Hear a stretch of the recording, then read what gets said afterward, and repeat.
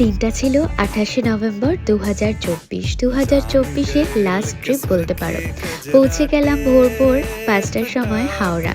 চেপে বসলাম ৫টা ৫৫ বন্দে ভারতে। ওঠার সাথে সাথেই জল, বিস্কিট, চা আরও কত কি দিল। তারপর কিছুক্ষণ পরেই দিল ব্রেকফাস্ট করতে করতে চারিদিকের অজানা সুন্দর সুন্দর গ্রামগুলোকে দেখতে দেখতে কতটা সময় যে পার হয়ে গেল বোঝাই হয়ে উঠল না।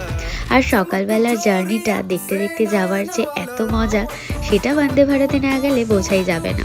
বন্দে ভারতে কিছুক্ষণ পর পর অনেক রকম খাবার দাবার দেয়, সেইগুলো খেতে খেতেই যে কখন ডেস্টিনেশনে পৌঁছে যাবে বুঝতেই পারবে না।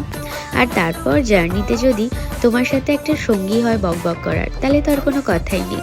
যেখানে যাচ্ছি সেই জায়গাটার না হয় নামটা এখন রিভিল করলাম না, তবে একটা খুব সুন্দর অজানা গ্রামে যাচ্ছি, সেটা শেয়ার করব পরবর্তী ব্লগে। ততক্ষণ চ্যানেলটা সাবস্ক্রাইব করে নাও।